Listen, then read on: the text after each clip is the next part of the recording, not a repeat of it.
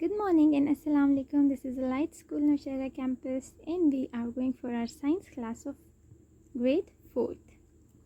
So our today's topic is transpiration and transportation, which is mentioned on your page number 23. We are here for our exercise or lesson 3.2, plant processes. In our last lesson we started a new chapter number 3, where we learned about different parts of a plant. We learned that there are roots. Roots are responsible for two main functions. Function number 1 was that roots absorb water and minerals from the soil, whereas the function number 2 is that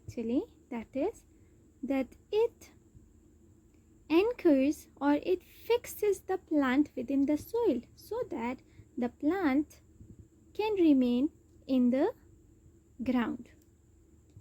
Next part is again that is stem. So stems are usually green in color and they are responsible for many functions. The most important function is that they give support. Support for what? Support to the leaves and to the flowers, so that with strong winds these leaves and these flowers do not fail. Whereas the second function of the stem is that it transport water, minerals and glucose throughout the plant. Right?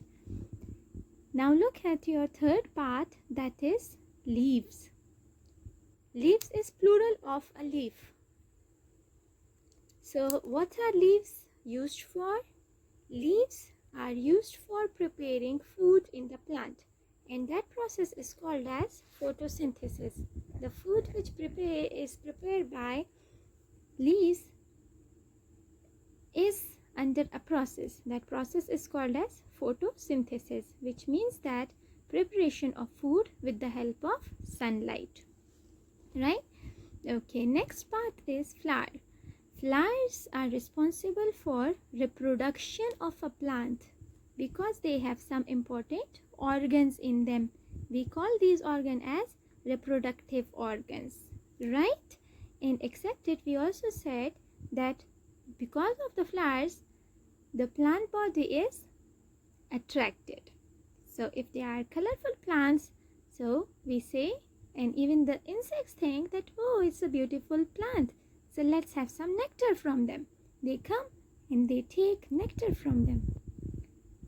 From this nectar, then they make honey for themselves, which is used by us too, and which is a healthy food, right? And with the nectar, they also take some spores from the plant, and these spores are actually the reproductive organs or the seeds basically. So when they are taken to other parts, the same plant then grows. Okay, so our today's topic is related to plant processes. You should know that there are 4 main processes which enables plants to live, to grow and to reproduce. Plants 4 processes होते हैं plants में. वो 4 processes क्या हैं? उन 4 processes की वजह से प्लांट्स लिव कर सकते हैं, वो मरते नहीं हैं, वो ग्रोथ अपनी कर सकते हैं, बढ़ते हैं, and they can reproduce. Reproduce means कि वो आगे रिप्रोडक्शन करते हैं, आगे स्मॉल प्लांट्स पैदा करते हैं बिकॉज ऑफ सीड्स. ठीक है. So these processes are, अब ये processes क्या है? Process number 1 is photosynthesis. Photosynthesis means to prepare food with the help of sunlight. इस बारे में तो हम पढ़ चुके अभी भी, last lesson में भी, and in your last class book 3 as well, right? Except it, there is transpiration and transportation. Transpiration में क्या होता है? जिस तरह हम respiration करते हैं उस तरह plants ट्रांसपायरेशन करते हैं, एक्सचेंज ऑफ गैसेस होता है. ठीक है. ट्रांसपोर्टेशन में फूड ट्रांसपोर्ट होता है, एंड रिप्रोडक्शन, रिप्रोडक्शन में क्या आता है अभी हम बात कर चुके हैं, न्यू प्लांट बेबी प्रोड्यूस होता है with the help of seeds. We looked at photosynthesis in book 3, so let's look at other 3 now. So आज का हमारा टॉपिक ट्रांसपायरेशन एंड ट्रांसपोर्टेशन है. फर्स्ट ऑफ ऑल ट्रांसपायरेशन क्या चीज़ है? ट्रांसपायरेशन हमारे पास आप इधर देखिएगा. What happens? There is an ant. Go. Okay. So what happens? Suppose we are having a plant. In these plants there are many leaves. Right? There are veins in the plants. So in the leaves. So what happens? That we said that leaves have chlorophyll. Chlorophyll उनमें होता है. Chlorophyll की वजह से leaves का colour क्या है? Green होता है. और लीव्स क्या करते हैं? लीव फूड प्रिपेयर करते हैं, है ना. तो मतलब क्या हुआ कि फोटोसिंथेसिस के लिए क्लोरोफिल की रिक्वायरमेंट है. अब ट्रांसपायरेशन में क्या होता है? देखिए एक्सचेंज ऑफ गैसेस तो हर टाइम होती है. वाटर का रिमूवल बॉडी से इम्पॉर्टेंट है. जिस तरह हम बात करते हैं, आप कभी अपना हाथ रखें या मिरर रखें और वहाँ पे ऐसे करेंगे तो क्या हो जाएगा? वाटर वेपर्स उस मिरर पे पड़ जाएंगे. शीशा लें, उसके ऊपर एक्सहेल करें तो आपको इस तरह छोटे छोटे वाटर वेपर्स उधर मिलेंगे. मतलब क्या हुआ कि हमारी बॉडी से कंटिन्यूसली वाटर वेपर्स रिमूव होते हैं. वो सांस के थ्रू भी हो सकते हैं, वो स्किन के थ्रू भी हो सकते हैं, है ना. इसी तरह प्लांट्स किस तरह एक्सहेल करते हैं? तो हमें तो अल्लाह ताला ने माउथ दिया हुआ है, माउथ होल है. इस वजह से उस होल से क्या होती हैं? गैस या वाटर वेपर्स जो हैं वो रिमूव होते हैं. इसके अलावा हमें अल्लाह ताला ने नोस्ट्रल्स दिए हैं नोज़ में, है ना. तो उन नोज़ में इस तरह दो स्मॉल से हमारे पास होल्स है इन द नोज़, उनको नोस्ट्रल्स कहते हैं. नोस्ट्रल्स के थ्रू क्या होता है? गैसेस की एक्सचेंज होती है. इनवर्ड आउटवर्ड जाते हैं गैसेस, उसमें वाटर वेपर्स भी जाते हैं. इनके अलावा अल्लाह ताला ने हमें स्किन दिए हैं. तो स्किन में इस तरह छोटे छोटे पोर्स होते हैं और ये पोर्स हमें बहुत ज़्यादा हेल्प करते हैं एक्सचेंज ऑफ गैसेस में. तकरीबन हमारी बॉडी, इवन आप फ्रॉग की बॉडी देख लें तो फ्रॉग रिस्पायरेशन मेनली कहाँ से करता है? अपनी स्किन के थ्रू करता है. ठीक है. तो प्लांट्स को तो अल्लाह ताला ने माउथ नहीं दिया, नोस्ट्रल्स नहीं दिए, लेकिन ये पोर्स है ना. सो इसी तरह जिस तरह हमें अल्लाह ताला ने स्किन में पोर्स दिए हैं, उसी तरह अल्लाह ताला ने प्लांट्स की लीव्स में स्टोर्स पैदा किए हैं.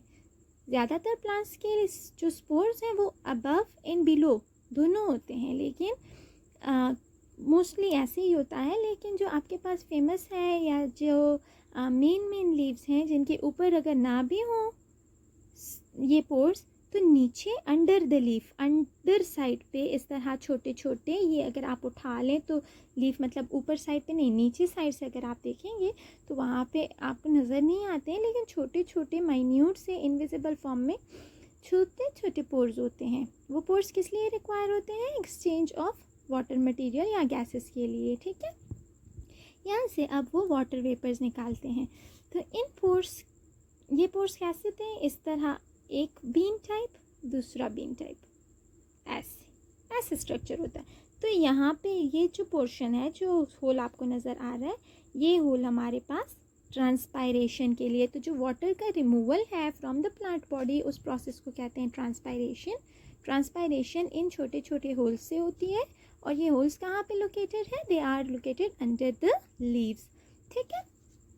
अच्छा, अब एक और चीज़ जो कि इम्पॉर्टेंट है वो ये है कि इन पोर्स को नाम क्या दिया गया है? साइंटिस्ट ने तो नाम दिए हुए हैं हर एक चीज़ को, क्योंकि फिर वो हर टाइम तो नहीं कह सकते ना कि होल है, we can not see the holes. So these holes और these things which are responsible for transpiration in the plants are called as stomata. अच्छा, स्टोमेटा इनको कहते हैं. स्टोमेटा कहाँ पे लोकेटेड है? अंडर द लीव्स लोकेटेड होते हैं. ओके. इसके अलावा जो साइड पे ये जो साइड पे बीन शेप्स आपको नज़र आ रही हैं, इनको कहते हैं गार्ड सेल्स. गार्ड, ये इस होल की केयर करते हैं, गार्ड सेल्स. ठीक है. So let us read from the book. देखते हैं अगर कुछ मिस हो गया है. वो क्या है? Transpiration. Like photosynthesis, transpiration takes place within the leaves. It is a process that involves water evaporating from a plant. Water evaporating means water निकलता है in the form of small bubbles. This occurs through tiny holes called stomata. किसके through होते हैं? छोटे छोटे holes के through होते हैं जिनको stomata कहते हैं. The stomata are on the underside of leaves and they open up when the photosynthesis is taking place. photosynthesis किस टाइम होती है? देखिए डेफिनेशन को अगर हम देखें, that is preparation of food with the help of sunlight. तो sunlight को मतलब photosynthesis हमारे डे टाइम होती है. तो स्टोमेटा ओपन होता है जब फोटोसिंथेसिस होती है. जब डे होता है स्टोमेटा ओपन होता है, ये होल इस तरह होते हैं. लेकिन जब स्टोमेटा क्या है, नाइट हो जाती है, फिर तो एवोपोरेशन नहीं होनी चाहिए, सनी नहीं है, फिर ये इस तरह क्लोज हो जाते हैं. ठीक है, फिर एवोपोरेशन नहीं होती. सो फोटोसिंथेसिस जिस टाइम होती है उस टाइम ये होल्स खुले होते हैं या stomata are open. Whereas transpiration helps to keep plants cool. अब देखें ट्रांसपायरेशन होती है, उस वजह से प्लांट्स कूल रहते हैं. लेकिन अब तो एक बात है, वो क्या है? वो ये है कि अगर वाटर मॉलिक्यूल्स निकल रहे हैं प्लांट से, तो हमने तो कल पढ़ा था कि वाटर मॉलिक्यूल्स अगर होंगे तभी फूड बनेगा. तो अब फूड कैसे बनेगा? वाटर तो निकल रहा है ना. तो फूड ऐसे बनेगा कि रूट्स भी तो होती हैं ना. रूट्स क्या करती हैं? रूट्स न्यू वाटर फिर गेन करती हैं. ठीक है. However the water that evaporates need to be replaced. Water तो निकल गया, अब इस वाटर को तो रिप्लेस करना इम्पॉर्टेंट है. And that is why the reason and that is the one reason why the next process transportation is important. और यही वजह है कि ट्रांसपोर्टेशन क्यों इम्पॉर्टेंट है. अब देखें रूट्स किस लिए रिस्पॉन्सिबल है? वाटर और मिनरल्स को लेने के लिए. अब वाटर और मिनरल्स इनको कहाँ से प्रोवाइड होंगे? तो वो रूट्स कैसे एब्जॉर्ब करेगा? वो तो ले लेता है. अब स्टेम तक भी लेके जाना है, स्टेम से लीव्स तक जाएंगे, तो वो ले जाने वाले काम ट्रांसपोर्टेशन कहलाता है. इस फूड, वाटर और मिनरल्स को ट्रांसपोर्ट करने के काम को कहते हैं ट्रांसपोर्टेशन. अब हमारे यहाँ पे क्या होता है, जब हम कोई सामान कहीं पे लेके जाते हैं तो कुरियर वाला होता है, बंदा होता है, वो बंदा ट्रांसपोर्ट करता है हर एक चीज़ को, है ना. इसी तरह अक्सर क्या होता है, ट्रेन्स में चीज़ें ट्रांसपोर्ट की जाती हैं. लंबी लंबी सी ट्रेन्स होती हैं जिनमें चीज़ें ट्रांसपोर्ट होती हैं, है ना. अच्छा, ट्रेन्स के अलावा हमारे पास व्हीकल्स होते हैं जिनमें चीज़ें ट्रांसपोर्ट की जाती हैं. फॉर एग्ज़ाम्पल ट्रक ले लें, होती है ना ऐसी चीज़ें. तो यूजुअली क्या है, प्लांट्स में तो ना बंदा है, ना पीपल है, ना बस है, ना ट्रेन है, ना ट्रक है, ना बाइक है. तो प्लांट्स में कौन सी ऐसी चीज़ है जो कि ट्रांसपोर्टेशन करती है? प्लांट्स में दो छोटे छोटे से, एक थोड़ा सा मोटा और दूसरा थोड़ा सा थिन, इस तरह ट्यूब्स होती हैं. जो मोटा वाला ट्यूब है उसको कहते हैं जाइलम, और जो पतला वाला ट्यूब है इसको कहते हैं फ्लोएम. ठीक है. अब जाइलम का काम क्या है? जाइलम का काम ये है कि वो वाटर को रूट्स एब्जॉर्ब करती है ना, तो रूट्स से वाटर को ऊपर लेकर जाती हैं. कहाँ तक? ऊपर लेकर जाती हैं लीव्स तक. लीव्स क्या करेंगी उस वाटर का, उन मिनरल्स का? लीव्स उनको यूज़ करेगी फॉर प्रिपरेशन ऑफ फूड. अब फूड बन गया, अब वो फूड कौन ट्रांसपोर्ट करेगा? फूड, कौन सा फूड बनाते हैं? ग्लूकोज बनाते हैं. ठीक है. अब ये ग्लूकोज जो बन गया, तो लीव्स से अब स्टेम को भी चाहिए होगा, लीव को भी चाहिए होगा, बाकी बॉडीज़ को भी, रूट्स को भी चाहिए होगा. तो वो food from the leaves to all parts of the body कौन लेके जाता है? फ्लोएम लेके जाता है. तो जाइलम नीचे से ऊपर लेके जाता है, वेयर एज फ्लोएम नीचे से ऊपर, ऊपर से नीचे हर जगह पे लेकर जाता है. क्या चीज़? फ्लोएम आपके पास फूड को लेकर, ग्लूकोज को लेकर जाता है, ग्लूकोज की ट्रांसपोर्टिंग करता है, वेयर एज जाइलम किस चीज़ की ट्रांसपोर्टेशन करता है? वाटर एंड मिनरल्स की. ठीक है. अब जाइलम जो है इसकी डेथ हो जाती है, बेचारा 1 साल के बाद मर जाता है, डेथ हो जाती है. तो अब उसका पता कैसे चलेगा? आपको पता है, जितने जितने साल गुजरते हैं ना उतने उतने, फॉर एग्ज़ाम्पल मेरे पास एक ट्री है, ये इस तरह छोटा सा ट्री था जब इसके फर्स्ट ईयर था, तो सेकंड ईयर में फिर आप देखोगे तो ये ट्री सिर्फ एलोंगेट तो नहीं होता है, ये ट्री फिर थोड़ा सा मोटा भी हो जाता है। थर्ड ईयर पे ये ट्री और मोटा हो जाता है, फोर्थ ईयर पे ये ट्री और मोटा हो जाता है। जितना टाइम गुजरता है ट्री उतना उतना मोटा होता जाता है, इसका वॉल्यूम ज़्यादा होता जाता है ना। फिर जब आप इसको कट करके देख लें तो आपको ये ट्री इस तरह से मिलेगा, यूं यूं। ये फॉर एग्जांपल एक कट शेप है, तो ये आपको बताता है ये एक लेयर जो है इसको हम कहते हैं जाइलम। ये रिंग दूसरा जो है ये दूसरा जाइलम है। जाइलम 1 ईयर में मर जाता है तो उसका लेयर तो रह जाता है। तो यूजुअली साइंटिस्ट से जब आप पूछें ना, कहते हैं कि ये ट्री जो है ये 5 ईयर्स ओल्ड है, ये ट्री 1500 ईयर्स ओल्ड है। तो इनको पता कैसे कहाँ से चलता है, ये इन रिंग्स को काउंट करते हैं 1 2 3 4। तो कितने रिंग्स हैं, 4। तो दिस मीन्स 4 ईयर्स ओल्ड है। और ये रिंग्स किस चीज़ के होते हैं, ये जाइलम के होते हैं। कौन से जाइलम के, ओल्ड जाइलम के, जो कि डेड हो चुका होता है। जबकि फ्लोएम जो है ये लिविंग होता है, ठीक है। So look here, plants have tubes that transport water, minerals and glucose to where they are needed. उस जगह पे लेके जाते हैं जहाँ पे रिक्वायर होते हैं। These tubes are of two types, xylem and phloem. Xylem are strong, thick tubes. Strong होते हैं और मोटे होते हैं. They carry water and minerals from the plant's roots to the leaves. Plants के रूट से लीव्स तक लेके जाते हैं। फिर लीव्स क्या करते हैं, वो फूड प्रिपेयर करते हैं। क्या चीज़ लेके जाते हैं, वाटर एंड मिनरल्स। वाटर क्या आता है, वाटर तो सिंपल पानी है। मिनरल्स क्या है, मिनरल्स वाटर में अक्सर सॉल्ट प्रेजेंट होते हैं।